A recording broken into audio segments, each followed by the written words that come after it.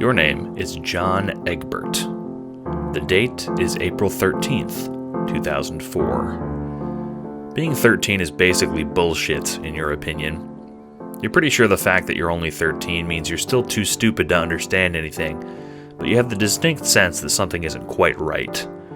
For starters, you have a lot of new urges. Not just those urges, the ones that Dad sat you down and had an unbearable talk with you about.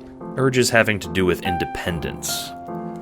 You're starting to hate going with your dad to Home Depot when you used to like it. You're starting to want things like Game Boy Advances without any resource to purchase them. You're wanting beyond your means, craving independence, yet you still have the independence of a child. You're in between, a maturing child, not even quite something like a young adult. It's stupid and boring and shitty, and you despise it. A fundamental tension. At present, you're standing in your bedroom. Today, the 13th of April 2004, is your birthday. Since you're a teenager, your dad made a big cake emblazoned with the word teen on it in big red frosting letters. It's sitting on your dresser, completely uneaten, frosting waiting patiently for a bite that your teeth will never make. You hate cake. To the utter malaise of life as a 13-year-old, you have just one singular outlet, the internet. A single phone wire connecting you like a tether to communities of people just like you. Recently, your dad gave you this old computer, a truly shitty Windows Millennium Edition tower, its yellowed case and loud components giving you some comfort in your rather sterile room. While he used to use it for his job, you now get to use it for whatever the hell you want, which mostly includes emulating Game Boy games you could never play. You stretch. It's going to be another long day. Your body trapped in your room, kept inside it by the threat of your father trying to rope you into one of his buddy-buddy conversations. Your mind free to wander the net. You feel like you're projecting astrally into the computer world, both freeing and stifling at once. You walk to the computer chair, fresh and new looking, a swivel chair bought by your father for worries you'll get shrimp back from staring at the 21st century idiot box. It's only comfy when you shove a few pillows into the crease where the back meets the seat, but it's free, so you care very little. The modem makes a dreadful noise as you boot up the computer. You scowl. You really should bother your dad about getting a faster internet connection. This is 2004, for Christ's sake. DSL is the hot new thing. Dial-up is soon to be obsolete. Still, the mechanical whirring comforts you a little, your mind beginning the process of separation. You're no longer in John Egbert's bedroom. You are becoming Ghosty Trickster, online savant. As GT, you log into your favorite website, VG Facts. Hey guys, I'm having some trouble with Gargoyle's quest. Anyone have tips? This was the post you made yesterday, a thread in a discussion board. Truth be told, you're not entirely familiar with posting etiquette around here, so seeing that you have 5 responses to the thread makes you somewhat nervous. I think it's spelled having. Pretty sure there's already tips in the cheats section. No need to make a forum post. Glad to see this gem getting some love, though. Nothing good so far. Still, something in you stirs. A humble pride that someone actually bothered to read the words you spewed into the ether about some bullshit Game Boy game. You read on. Gargoyle's Quest? More like Gay-Goyle's Quest, game for pussies and gay wads. Your humble pride evaporates as you scroll past user Truculent Dick Waffle's ASCII art of a helicopter with propeller blades that read ROFL. A sigh escapes your lips. Half-heartedly, you read the last response, hoping it may give you actual tips. Hello, Ghosty Trickster. Thank you for the comment, though it is entirely insipid and boring. I do have a tip for the playing of Gargoyle's Quest for the Nintendo Game Boy. It would be unwise to continue playing Gargoyle's Quest at all. That is my tip. Cease engagement entirely with this game. Its mechanics are disappointing, its difficulty is questionable, and its lore fails to titillate. Play a game such as Golden Sun for the GBA, or perhaps one of the numerous ports of any of the Final Fantasy installments. Or, for something more your speed, Mr. Trickster, consider something more simple, like Mario Advance. You gawk at the screen. Who the hell is this tentacle therapist guy? At least Truculent Dick Waffle was so blatant as to be idiotic. TT had to come for your ass. You crack your knuckles, formulating a response. Hey, Dick, I just wanted tips. If you don't like the game, just don't post in the forum for the game. If you like Final Fantasy so much, why don't you go suck off Luneth, huh? You sit in your seat, self-satisfied. That was an appropriately scathing comeback.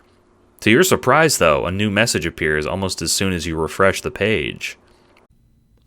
I am capable of free speech as an American citizen. If you don't want me saying correct things about Gargoyle's quest, simply lobby for the removal of the First Amendment. Then again, from your horrid grasp on the English language, I assume you're not from here. You seethe. This guy's a dick. He's probably an adult, too, from the way he talks. You decide not to draw out a confrontation on the forum post and choose to shoot this guy a personal message, since he's apparently online. Hey man, don't be a jerk on the internet. What do you even have against Gargoyle's quest anyway? Again, soon after refreshing, TT responds. Ah, the Gargoyle's quest, kid. Let me enumerate the ways that Gargoyle's quest is bad. 1. The main character, Firebrand, is not actually a gargoyle in the traditional sense. In Gothic architecture, gargoyles were protectors. Firebrand, by nature of having his own quest, as it were, is not a protector. Source material is important. 2. The Ghouls and Goblins series is a perverse retelling of Gothic stories in general. It is not right to have some goofy knight running around. A knight would stand zero chance against the enemies depicted in the original NES game. 3. Firebrand, throughout the game, looks far different to how he does in the box art, and also his later appearance in Gargoyle's Quest 2, which, might I add, is actually a prequel, which makes the numbering system stupid. I'm not a kid, man. I just turned 13. Also, those aren't even game problems. Those are just problems because the game isn't goth enough for you. You're a kid to me, a 24-year-old. You're probably also a girl, too. As for your counter-critique, the game led me to believe I would be playing dark fantasy. I came for dark fantasy, and it disappointed me. What do you want me to say? So what if I am a girl? Okay, you don't know why you said that. You blush, furtively looking back at your doorway to check if your dad is there. When you're confident he's not about to break in, you look back. Lying on the internet is very easy. You want to see where this goes. Typical girl logic. Go back to reading fan fiction. Don't you know there's no girls on the internet? Oh yeah? Well, maybe I'll call that show where they catch predators and you'll get in trouble for talking to me.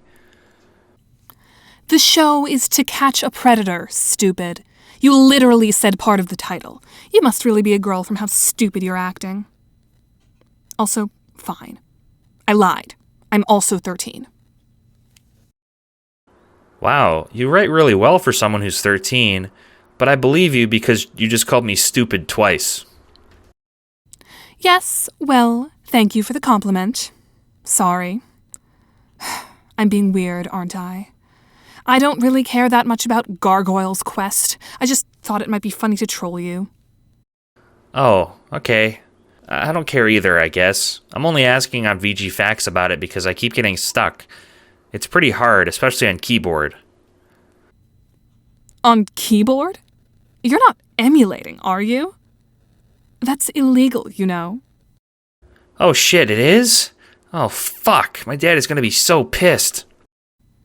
Oh, sorry. That was a meme. Meme? A meme? They're funny videos where people re-edit shows to make the characters say things. Look up That's Illegal, you know. It's from a Zelda game they had on a CD player. Gah, it won't load. Is that on Newgrounds? Videos take forever to load. Ah, a slow connection peasant. Never mind then. Hey, I have to go. My mom is bothering me. Do you use PesterChum? Add me on there. My handle's the same. Oh, Listen, I should come clean. I'm not actually a girl, Mr. the Rapist. Sorry if you're trying to flirt with me. It's therapist. Why does everyone think it's the rapist? Whatever. And I don't care that you're not a girl. I think you're cool. You were nice to me even though I was trying to troll you, so we can be friends. Actually, I'm a girl myself. Yeah, right. Like you said, there are no girls on the internet.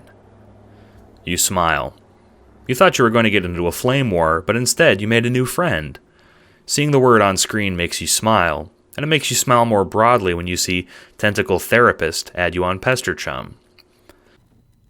Oh, my name is Rose, by the way. Please, don't call me Mr. the Rapist. Hi, Rose, if that is your real name. My name is John. It's nice to meet you. I want to talk more about Gargoyle's Quest, John. There are a lot of way better games out there for GBEMU. Okay, see you soon then, I guess. With unusually good timing, there's a knock on the door.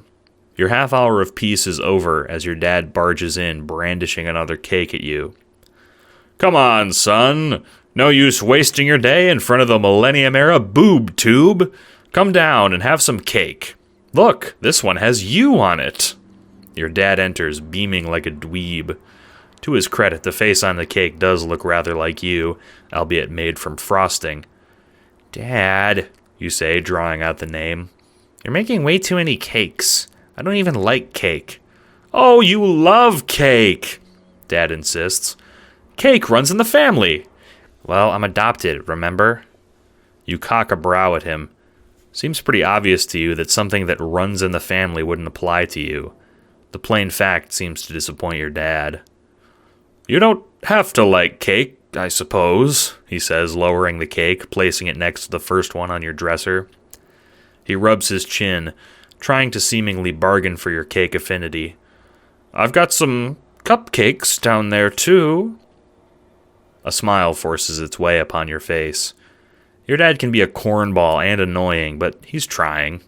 You don't really want to eat a cupcake, but your dad seems to care deeply about you having a good birthday, so you roll your eyes and stand, stretching your back from being hunched over. Okay, fine, you say, following out of the room. I'll have one cupcake. That's my boy, Dad says, clapping you on the shoulder. His hand feels warm and steady. Something about it makes you despise the stifling nature of being 13 a little less. Maybe this birthday wasn't so bad after all. Thank you for listening to Homestuck Alternate Universe. HSAU is sponsored by contributions from viewers like you. To learn more, go to patreon.com/funkmclovin. This episode was directed, recorded, and edited by Funk McLovin. The cast, in no particular order: AE as Terezi, articulately composed as Rose and Mom, Bucky as Carcat, Captain Lazar as Jack Noir, Eclipi as Gamzee and Equius, Janaya as Kanaya and Jade, Pakin as Tavros, Technically Dead as Solix, Harper as Vriska, Shrimp as Nepeta, and West as Pfeffery. Art by Sunny Dionysus, Gastro, and Clown's Kiss. Supplemental art by Funk McLovin based on characters by Andrew Hussie. Special thanks to Daft Class, Yo It's Crow, and Andrew Hussie. Homestuck Alternate Universe is not affiliated with What Pumpkin or Viz Media. To read Homestuck's original webcomic, please go to homestuck.com or bambosh.dev/unofficial-homestuck-collection. Thank you.